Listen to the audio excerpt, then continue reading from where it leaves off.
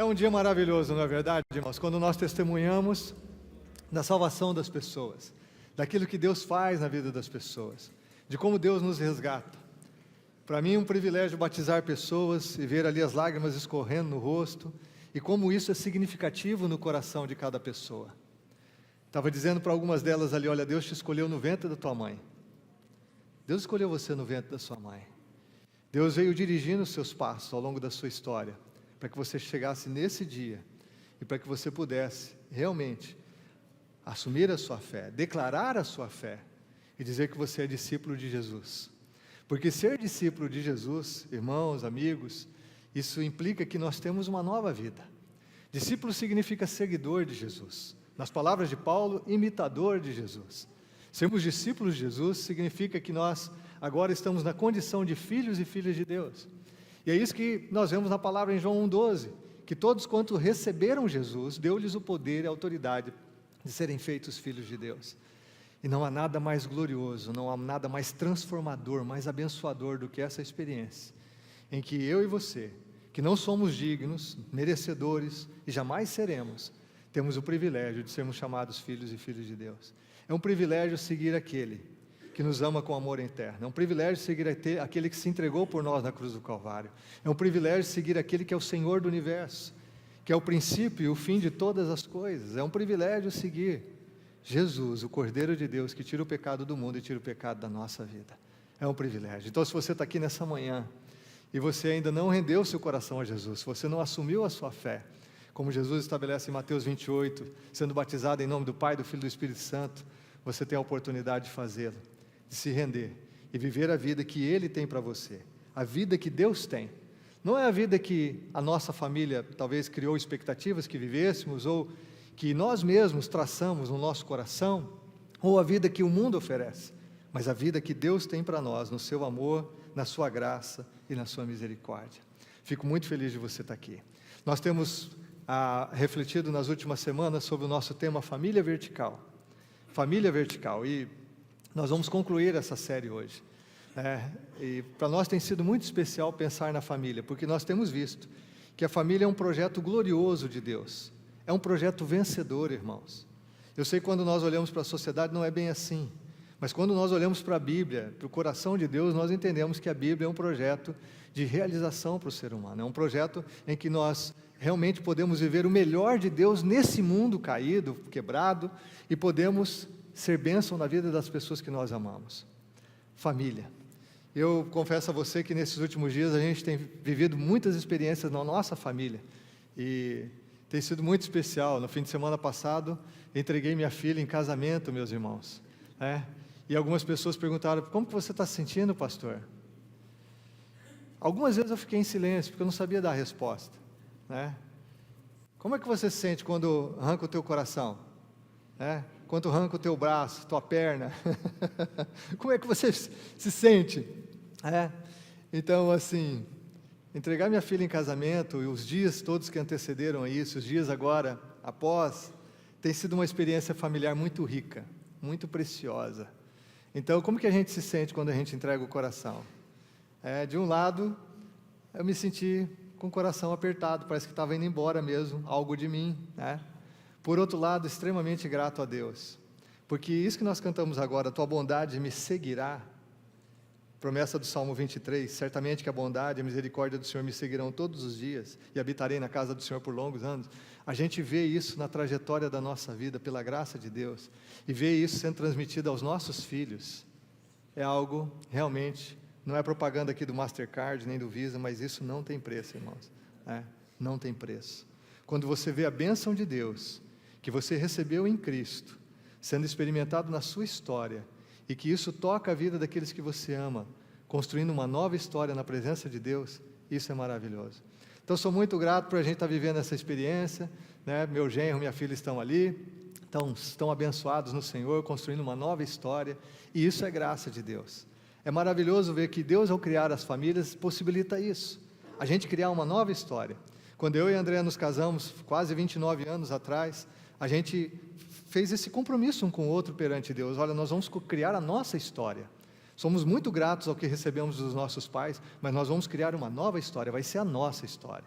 a nossa história na presença de Deus. Isso é maravilhoso, porque ao formarmos uma nova família, temos então a oportunidade de criar uma nova história. Nós não precisamos repetir os erros do passado, não precisamos repetir os erros dos nossos pais ou avós, nós não precisamos de nenhuma forma, nós podemos sim pegar aquilo que foi muito bom, aquilo que nós aprendemos de bom e levarmos para a nossa vida, mas nós podemos com isso, com agora a nossa própria experiência, na presença de Deus, construir uma nova história.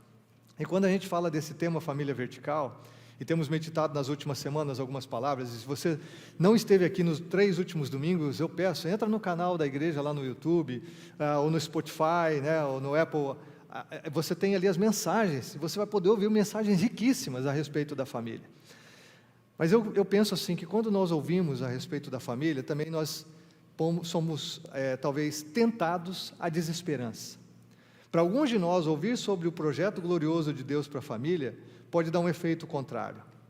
Ao invés de nos alegrarmos e de nos nutrirmos de esperança e de gratidão por aquilo que Deus possibilita, nós podemos ser levados à desesperança. E eu vejo 3 razões para isso. Mas antes de compartilhar essas 3 razões, eu queria ler um texto com vocês. Um texto que Paulo escreveu a Timóteo. Na segunda carta a Timóteo, capítulo 3, Paulo diz o seguinte, ele diz: saiba disto, nos últimos dias sobrevirão tempos terríveis, em outra versão, tempos difíceis, os últimos dias. Os homens serão egoístas, avarentos, presunçosos, arrogantes, blasfemos, desobedientes aos pais, ingratos, ímpios, sem amor pela família, irreconciliáveis, caluniadores, sem domínio próprio, cruéis, inimigos do bem, traidores, precipitados, soberbos, mais amantes dos prazeres do que amigos de Deus. Parece que Paulo estava vendo as notícias dessa semana e resolveu escrever aquilo que a gente vê nos nossos dias, não é verdade? Observe essas palavras. Paulo diz que os últimos dias seriam dias terríveis, e nós não podemos negar que nós estamos vivendo esses dias terríveis. São os dias que nós estamos vivendo, são os dias da nossa geração. Ele diz, por que serão dias terríveis? Porque vai faltar oxigênio na terra? É porque nós não teremos comida para nos alimentar? Por que serão dias terríveis, gente? É porque o diabo vai se levantar com uma força terrível? Não. Os dias serão terríveis e difíceis por causa do ser humano, por causa do ser humano, por causa das pessoas. Os dias serão terríveis. E olha o que Paulo diz aqui, ele fala, olha, por quê? Porque as pessoas são egoístas, elas serão egoístas. Nós estamos numa geração de egoístas, de narcisistas, que só olham para o seu próprio umbigo, para o seu próprio nariz. Talvez a geração mais narcisista que se conheceu na história, até porque nós temos ferramentas, né, nas mídias sociais para aumentar o nosso narcisismo, para explorar ainda mais aquilo que, o valor que damos ao nosso ego, né? Avarentos, presunçosos. Acho muito interessante aqui a expressão que Paulo usa, desobedientes aos pais. Está falando de família. Os homens seriam desobedientes aos pais, essa geração, as mulheres, os jovens, desobedientes aos pais, ingratos, ímpios. Olha a outra frase, sem amor pela família, irreconciliáveis, pessoas que não se reconciliam com Deus nem com as pessoas, vão cancelando as outras. Nós estamos na geração do cancelamento, vão riscando as pessoas da sua vida pessoal. Essa não serve, essa não concorda comigo, essa é da esquerda ou essa é da direita, essa é não sei o quê. Então a gente vai riscando as pessoas, são irreconciliáveis, caluniadores, sem domínio próprio, não controlam seus hormônios, não controlam seus desejos, não controlam suas paixões, vivem sem rumo, sem propósito, geração hedonista, cujo prazer é o fim último de todas as coisas, não tem controle, cruéis, nós estamos numa geração de pessoas cruéis, inimigos do bem. É isso que a gente vê ou não? Me entristeceu demais nessa semana, entre muitas notícias, irmãos, muitas notícias, mas 2 notícias especiais no sentido de tragédia. Aquele pai que, ao ser traído pela sua esposa e pegá-la num caso de infidelidade conjugal, decide pegar sua filhinha de 4 anos na pré-escola, sua filhinha de 8 na escola, colocá-las num carro, elas chorando dentro do carro, jogar álcool, gasolina no carro, sobre as suas filhas, falar com o sogro pedindo, pelo amor de Deus, não faz nada com as meninas, não faz nada com as meninas chorando, pedindo para viver, e um pai, ter coragem de matar as suas próprias filhas a facadas, e queimar as suas filhas junto com o carro. Um pai, você não se compadecer de um estranho, já seria terrível. Você não compadecer das suas filhas chorando diante de você e pedindo, pai, por favor.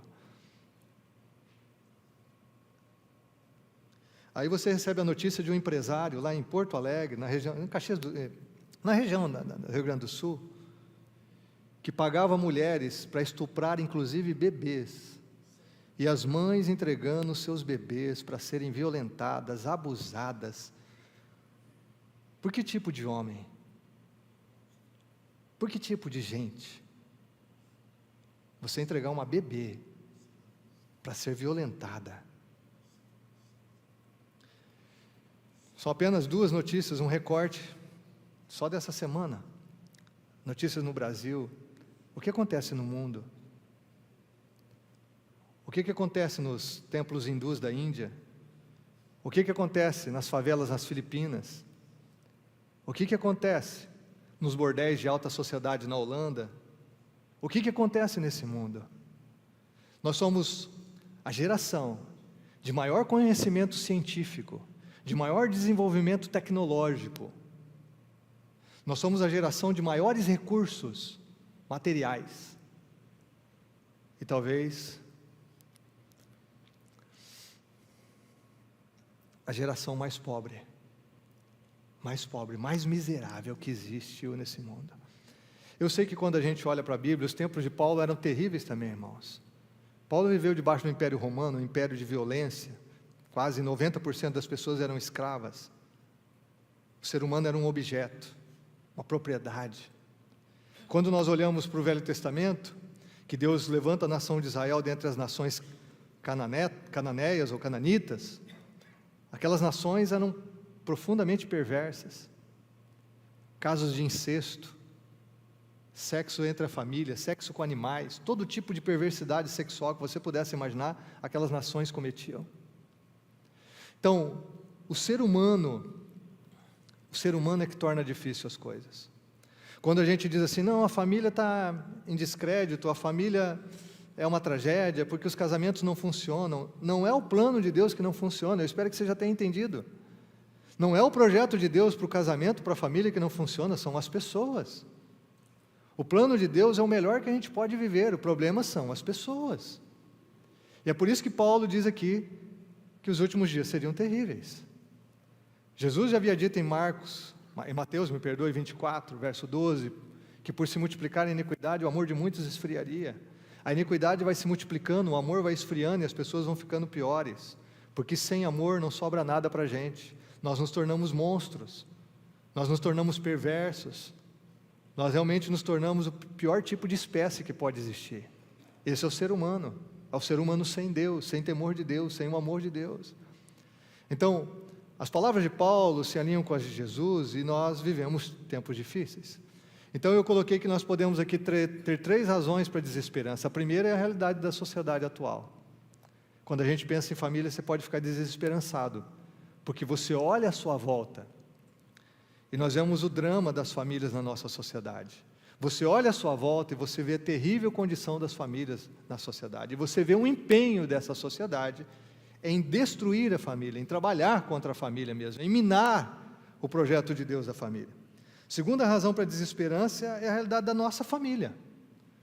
Porque talvez alguns de vocês que estão aqui podem olhar para a sua própria realidade e dizer assim, eu não tenho esperança no meu casamento, eu não tenho esperança na minha própria casa, na minha própria família. Eu acho que eu já compartilhei com vocês aqui, pastor prega em muitos lugares diferentes, e talvez eu tenha compartilhado isso com vocês, mas alguns 2 ou 3 meses atrás, ao terminar um culto de domingo à noite, estava subindo por essa rampa e veio uma irmã da nossa igreja, que está conosco há algum tempo, e ela me fez uma pergunta que realmente quebrou meu coração. É como, sabe, quando alguém pega você no contrapé, você não está esperando aquele tipo de pergunta? Ela veio na minha direção e disse assim, pastor, Como é viver numa família cristã? Como é viver numa família cristã? E talvez você pense, mas o que tem de mais nessa pergunta? É que, quando ela fez essa pergunta, eu não tinha me dado conta do privilégio que é viver numa família cristã. E de como tem tantas pessoas que não sabem o que é isso. É claro, como pastor a gente atende tantas pessoas, tantas famílias, minha esposa é psicóloga, atende tanta gente também nos seus dramas familiares, mas uma coisa que a gente às vezes esquece, é que há pessoas tão perto da gente, que não sabem o que é viver em uma família cristã. Eu disse algumas coisas para ela. Eu disse assim, uma família cristã não é perfeita, mas ela é saudável. A gente cuida um do outro, a gente respeita um ao outro, a gente ora junto, a gente expressa amor, a gente valoriza um ao outro, a gente torce um pelo outro, a gente luta um pelo outro. Essa é uma família cristã. É uma família onde Deus está presente e onde a gente procura buscar a Deus e viver com as pessoas que nós amamos da melhor forma possível. Mas ela não sabia o que é isso. Ela não sabe. E a gente, claro, como pastor, conhecendo a história dela, sua conversão, tragédia familiar dela, eu entendo muito bem a pergunta que ela fez. Talvez você esteja aqui nessa manhã e você possa se identificar com essa irmã. Você esteja pensando a mesma coisa. Mas peraí, como que é viver num casamento cristão? Porque o meu casamento está uma tragédia. Meu casamento, nós estamos distantes, nós somos sócios, parceiros, pagamos conta junto, mas já não tem respeito, não tem vínculo, não tem amor, não tem parceria. Não tem isso aí que o senhor está falando. Talvez você olhe para a realidade dos seus pais e você fala assim, eu nunca quero me casar. Porque se for para ter o casamento que os meus pais tiveram, eu nunca vou me casar. Eu não quero ser infeliz como a minha mãe, eu não quero ser infeliz como o meu pai. Talvez você, pai, está olhando a realidade dos seus filhos, e dizendo assim, Senhor, eu estou desesperado, eu estou sem esperança. Porque o meu filho ou minha filha estão num caminho tão errado, estão se destruindo, estão se acabando, e eu não sei o que fazer.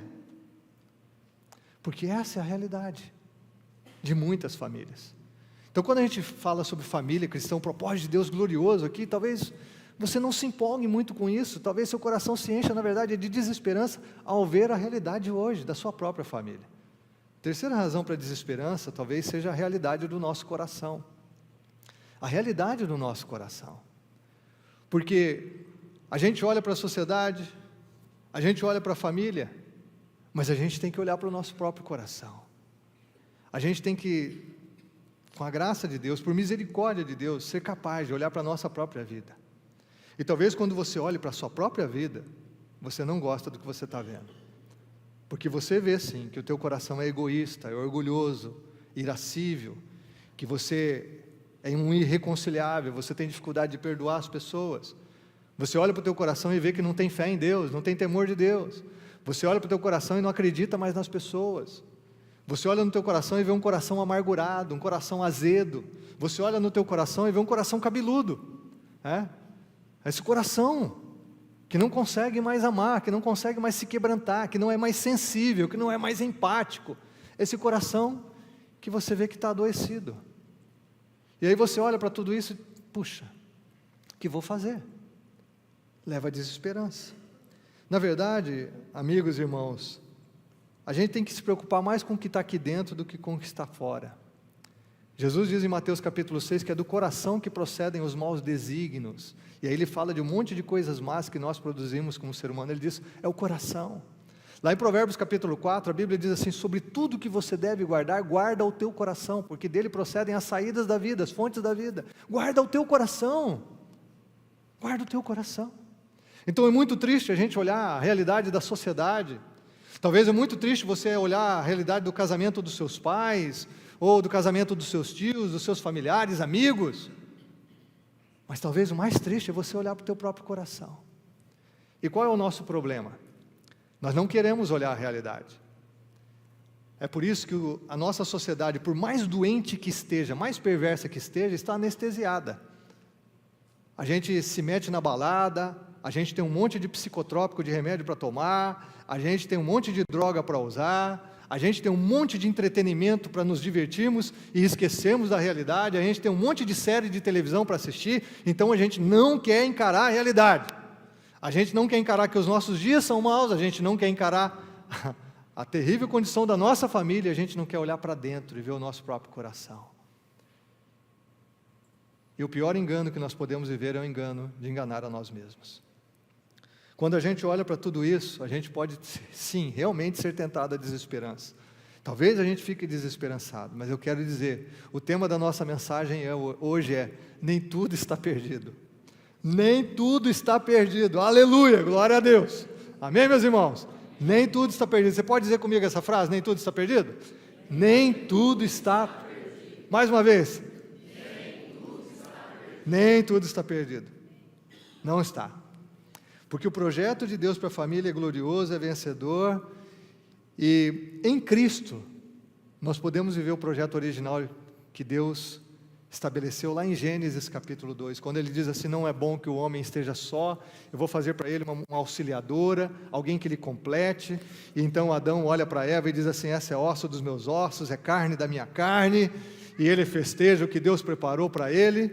E a Bíblia diz que eles então estabelece o princípio: portanto deixará o homem pai e mãe, se unirá à sua mulher, e serão ambos uma só carne. E a Bíblia diz que então eles se uniram, e que eles estavam juntos, e que eles estavam nus e não se envergonhavam, porque não tinham máscaras, não tinham resistências, não havia pecado. Gênesis 2, esse é o projeto original de Deus para a família. Mas como que nós podemos viver esse projeto de Deus, a ideia original de Deus, o plano de Deus da família, hoje, nas condições que o mundo está hoje, nas condições das nossas próprias famílias e na condição do nosso próprio coração? Como nós podemos? Aonde há uma saída para tudo isso? Obviamente, a saída está em voltarmos para Deus, voltarmos para aquele que criou a família, aquele que criou a cada um de nós, a mim e a você, a sua imagem e semelhança. Mas antes eu quero mencionar aqui, abrindo um parênteses, algumas pessoas conversam comigo: pastor, mas eu não tenho família, né? E quem, né, não tem família, não se casou, não tem filhos, né? Eu sei que quem não se casou tem família, você tem pais, tem irmãos, mas há pessoas que realmente não têm família, não têm família. E eu, conversando com a minha esposa, nós estávamos lembrando da história da avó Benedita. A avó Benedita era uma senhora negra que não tinha nem documentos.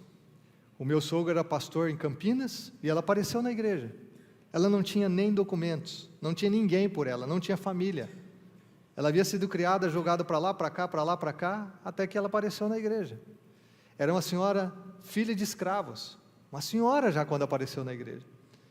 E o meu sogro, a família da Andréia, começaram a ajudar essa senhora, conseguiram fazer documentos com uma data assim de nascimento, uma perspectiva do nascimento dela,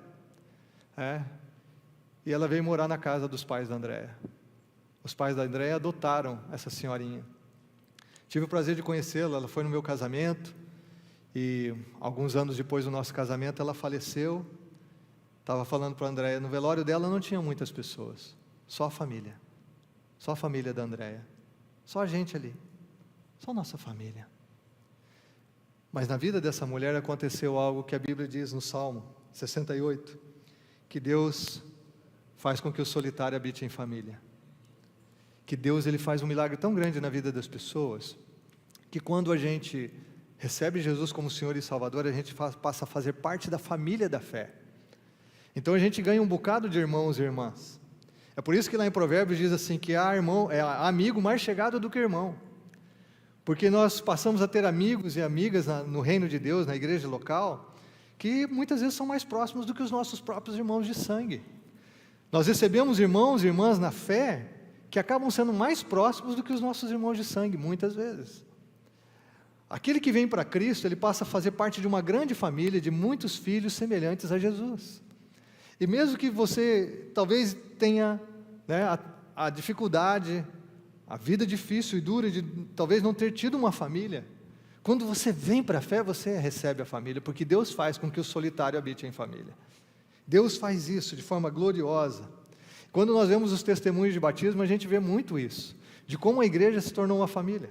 Eu me lembro do batismo alguns meses atrás, em que um rapaz ele disse assim: Deus me deu amigos novos com quem eu posso conversar sobre as situações da vida e como crescer com elas.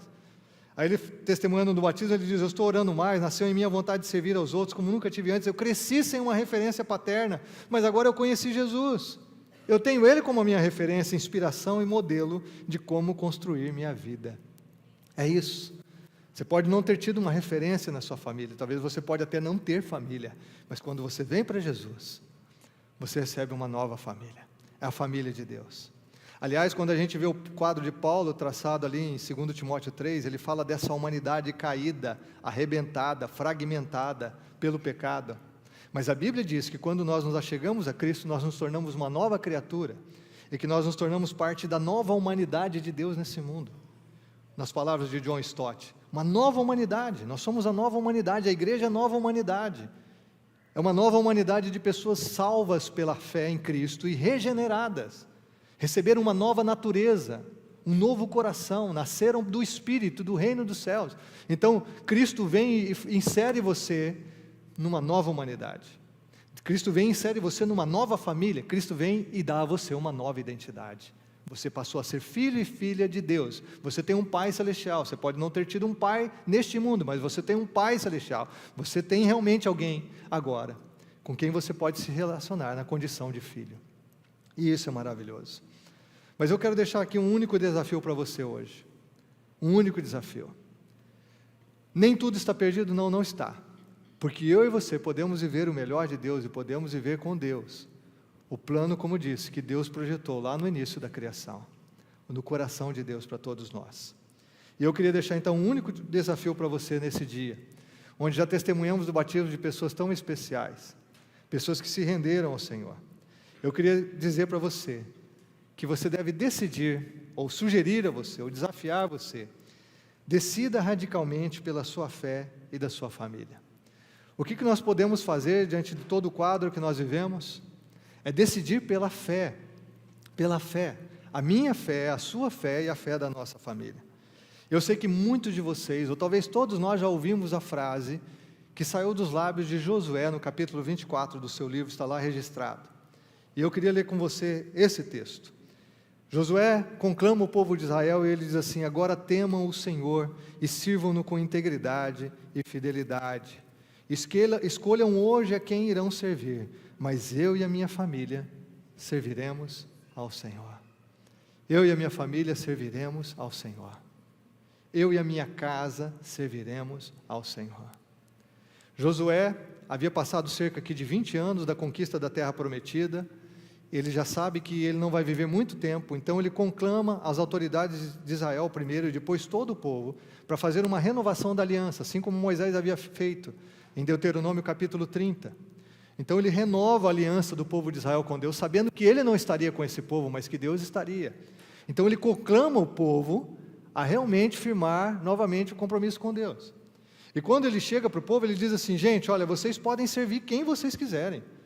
Os deuses, que os nossos pais serviram, os dos amorreus em cuja terra estamos, mas eu quero dizer para vocês aqui, eu e a minha casa, nós vamos servir o Senhor. Eu e a minha família vamos servir o Senhor. E é interessante que ele usa essa expressão servir, porque na cabeça de Josué, ou no coração de Josué, ele entendeu que servir a Deus é muito melhor do que servir qualquer outro Deus ou qualquer outra pessoa. Josué entendeu que se você não serve a Deus, você vai servir alguma outra coisa, ou alguém. E é isso que muitas vezes eu e você não entendemos. Se eu e você não conhecemos Deus como nosso Senhor e Salvador, nós vamos servir alguém ou alguma coisa. Nós vamos adorar alguém ou alguma coisa. Nós vamos servir esse mundo, nós vamos servir o patrão, nós vamos servir a economia, nós vamos servir uma ideologia, um partido político, nós vamos servir alguma coisa. E Josué entendeu assim: eu prefiro servir a Deus, eu prefiro servir o Senhor, eu prefiro que a minha casa sirva ao Senhor.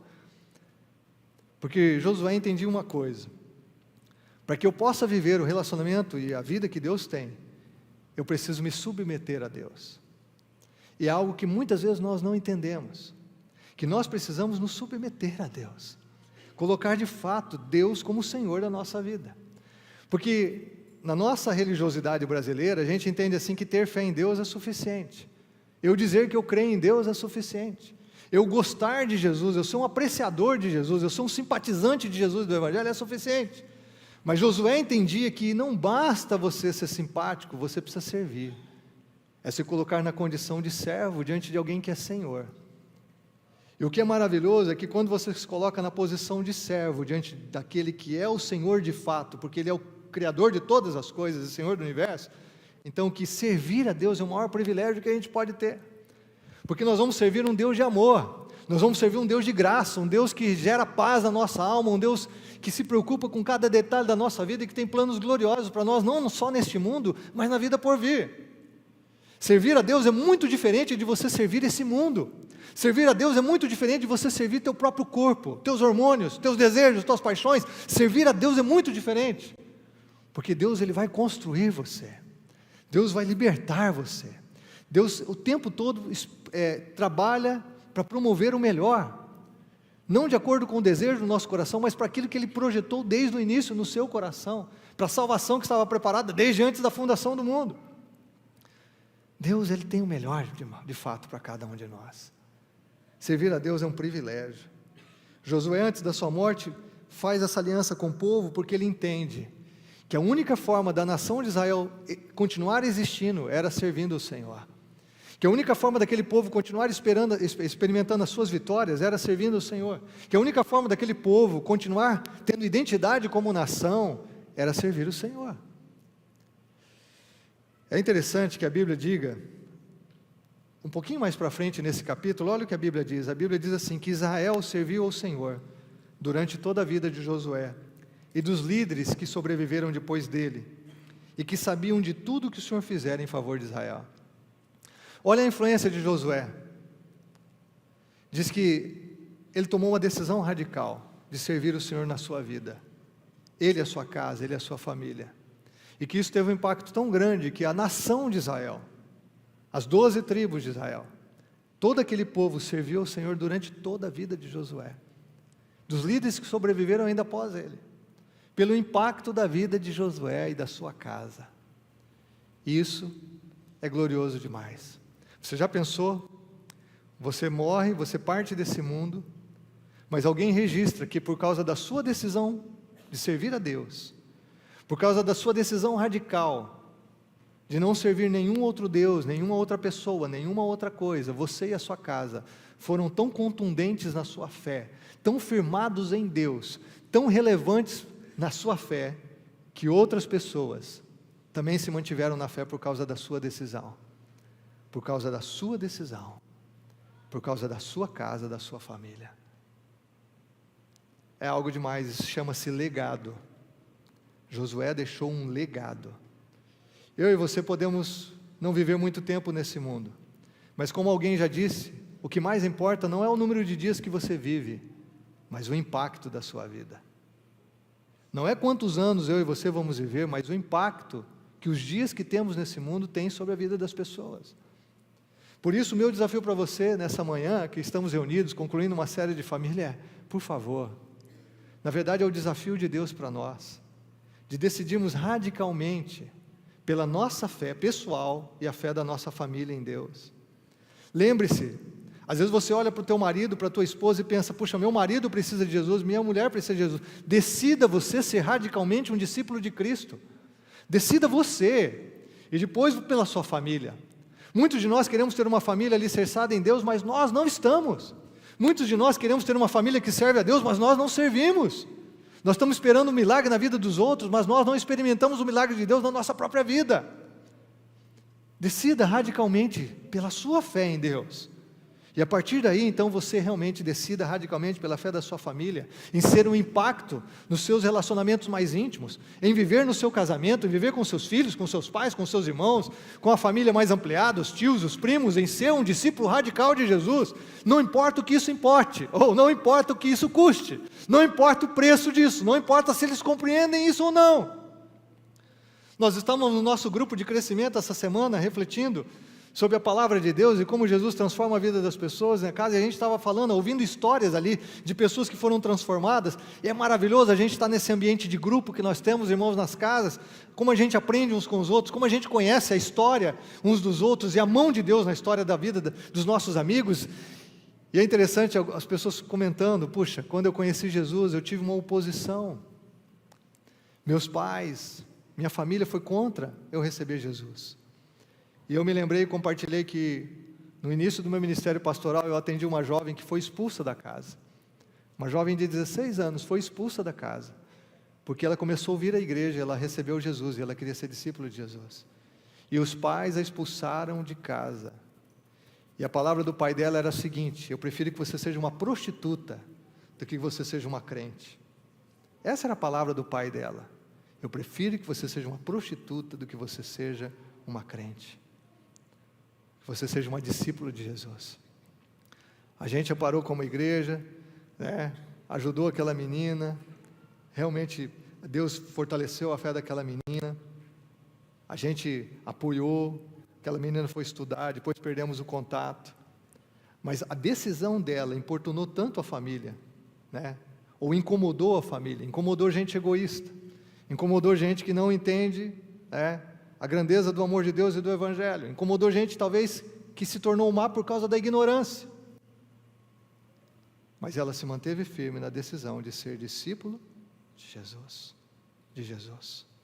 Talvez no início, quando você toma uma decisão radical na sua fé, de ser discípulo de Jesus, as pessoas não vão entender, mesmo as pessoas que amam você, mas fique firme, porque é isso que Josué está conclamando o povo de Israel: vamos ficar firmes, não vamos servir os deuses que estão à nossa volta, é muito tentador, a galera lá faz sexo de qualquer jeito, a galera é libertina, né? Você quer uma orgia sexual, é só ir para o lado dos amorreus, vamos para lá. Mas gente, entenda que servir o Senhor é a melhor coisa que você pode fazer com a sua vida. O que Josué está dizendo assim: vamos ser firmes na nossa decisão, vamos renovar nossa aliança com o Senhor, porque será uma tragédia se nós escolhermos qualquer outro caminho a não ser o caminho de Deus para a nossa vida. Será uma tragédia para mim, para você e também para as nossas famílias e para a nossa nação, porque uma nação é constituída por famílias fortes, e essa é a tragédia do nosso povo brasileiro. Nós não temos famílias fortes, essa é a tragédia do nosso mundo hoje. Josué conclama o povo: vamos servir o Senhor. E olha, eu quero dizer para vocês que se vocês escolherem servir os outros deuses, eu ainda vou servir o Senhor, nem que eu seja sozinho, nem que eu seja o único, nem que a minha família, a minha casa, sejam os únicos a servirem o Senhor. Eu e a minha casa vamos servir o Senhor. Irmãos, eu sinto falta disso hoje, dessa determinação na nossa vida. Muitos pais cristãos que não se importam se os filhos estão longe de Deus. Muitos filhos que não se preocupam com a salvação dos seus pais. Há muitos cônjuges que não oram pelos seus maridos ou suas esposas.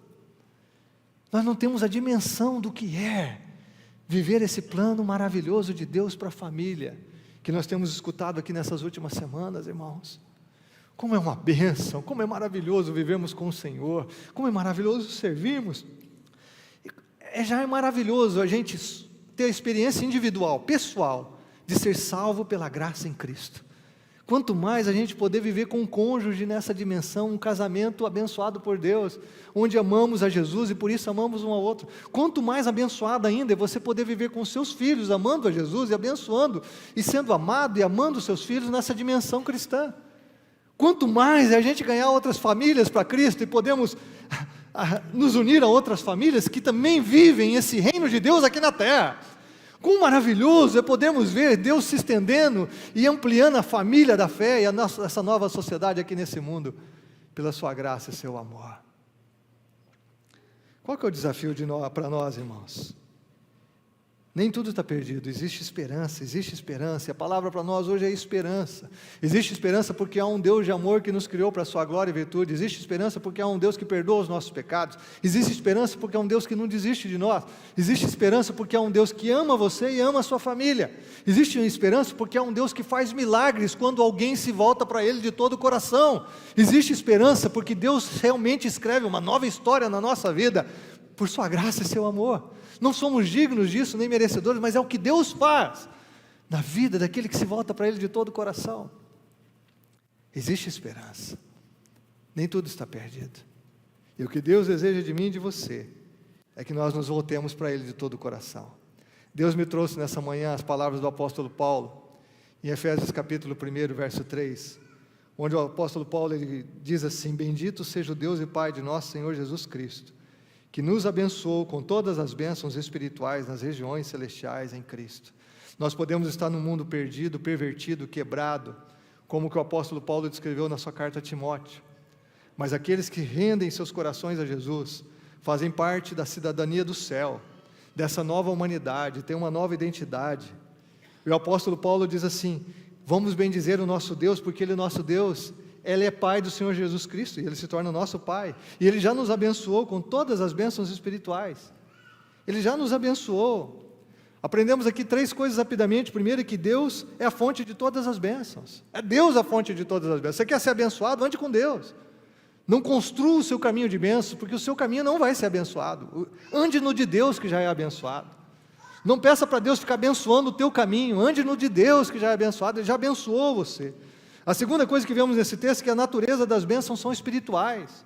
Elas transcendem o físico, o material, transcendem o pecado desse mundo, a devassidão desse mundo, a crueldade desse mundo. Elas são espirituais. Elas são muito mais do que o que a gente pode conquistar nesse mundo. E a terceira coisa que nós vemos nesse texto é a esfera dessas bênçãos. Nas regiões celestiais, em Cristo Jesus, essa expressão aparece 5 vezes na carta de Paulo aos Efésios. Ela significa essa dimensão toda de que há um mundo invisível, uma realidade espiritual, essa esfera dos principados e potestades que continuam a operar e que a gente muitas vezes não vê, ou que a gente não percebe, onde Cristo reina supremo, onde Ele é soberano e o seu povo reina com Ele. É um andar de cima, é um andar superior. Aqui embaixo nós podemos sofrer os efeitos de uma sociedade caída, mas nós estamos assentados com Cristo nas regiões celestiais. Semana passada, morreu um pastor norte-americano, Tim Keller. Tim Keller influenciou essa geração de cristãos, de líderes, de pastores, de igreja. E eu gosto muito do Tim Keller pela centralidade da cruz. E o Tim Keller, ele diz assim: vamos lembrar o seguinte, quando a gente fala de Jesus. Primeiro, que a gente é salvo pela graça e não por obras. A gente afirma muito isso aqui. Nós somos salvos pela graça de Deus, não por nosso esforço humano, não por mérito humano, não pela nossa religiosidade, é só pela graça. Aí ele diz assim: agora vamos lembrar que a gente recebe essa salvação e que a gente é conectado a Deus nessa salvação pela nossa fraqueza e não pela nossa força. Aí ele diz assim: Jesus conquistou a salvação para a humanidade pela sua fraqueza, como servo sofredor. E é através da nossa fraqueza que nós recebemos a salvação e nos conectamos com Deus. O que ele quer dizer? A fraqueza, ela é demonstrada através do nosso arrependimento. A fraqueza é quando nós chegamos diante de Deus e dizemos: Senhor, eu não posso viver do jeito que eu estou vivendo, eu não posso continuar do jeito que eu estou vivendo. Senhor, eu não posso ser salvo na minha força, eu não posso ver o milagre do Senhor no meu casamento, na minha família, por mim mesmo, eu não posso. A gente é conectado com Deus e a gente desfruta de salvação pela nossa fraqueza, é pelo quebrantamento do nosso coração, é pelo arrependimento dos nossos pecados, é quando dizemos assim: Senhor, me salva, me cura, me liberta, me transforma, me faz uma nova pessoa. Senhor, e por misericórdia, salva a minha casa, salva a minha família. Você entende isso? Não é a gente sair daqui e dizer assim: puxa, Deus tem um plano glorioso, eu não estou vivendo isso, eu vou me esforçar, agora eu vou fazer diferente. Não, agora eu vou determinar que as coisas vão tomar um outro rumo. Não! É a gente chegar diante de Deus essa manhã e dizer: Senhor, tem misericórdia de mim, me perdoa, Senhor, me salva, me cura, me liberta do meu passado, cura minhas feridas, perdoa os meus pecados. Senhor, restaura a minha vida em Ti, me faz ser cidadão do céu, toma minha vida, Senhor. Jesus conquistou a salvação minha, sua e para toda a humanidade através da sua fraqueza, ao entregar a sua vida na cruz. E nós desfrutamos dessa salvação pela nossa fraqueza. A geração que Paulo se referiu era a geração de orgulho, de soberba, de rebelião. A geração dos salvos é uma geração que se quebranta, que se humilha, que se arrepende diante de Deus. O professor Maurício, que pregou domingo passado, eu quero terminar com essa frase dele. Ele disse uma coisa que marcou profundamente a mim. Ele diz assim: toda degradação social humana nasce em ambientes familiares desprovidos do poder salvador e curador do Criador da família. Tudo que a gente está vendo aqui se resume a isso. Toda degradação social humana nasce em ambientes familiares desprovidos do poder salvador e curador do Criador da família. Porque vemos todas essas tragédias na sociedade, é porque essas pessoas não conhecem a Deus e não conheceu Deus nas suas famílias. Se a família desses homens, mulheres, adolescentes, jovens, fosse uma família onde Deus é o centro, nós não veríamos essas tragédias. Eu vou pedir para você fechar os seus olhos, nós orarmos juntos nessa manhã. Eu queria convidar você a correr para o coração do Pai, para o colo do Pai nessa manhã. Nós já festejamos aqui, irmãos, vamos ter mais um batismo no culto da noite, outras pessoas vão testemunhar da sua fé em Jesus Cristo nessa noite. Nós estamos tão felizes, com pessoas que são agregadas à família da fé, e você está aqui nessa manhã. Será que você não entende que Deus é quem tem o melhor para você? Será que você não entende que você só está aqui hoje porque Deus não desistiu de você, não tem desistido de você? Será que você não entende que Deus te viu lá no ventre da sua mãe e tem tido misericórdia e bondade da sua vida para que você o conheça de todo o coração e você sirva a Ele de todo o coração e para que você possa ser um instrumento para que você também leve a sua família a servir o Senhor de todo o coração? Sua família servir o Senhor de todo o coração. Nosso convite para você nessa manhã é que você corra para o Pai, venha para o colo do Pai, para os braços do Pai e sirva o Pai. E que isso tenha um impacto tão grande na sua vida, que isso alcance também a sua casa, a sua família.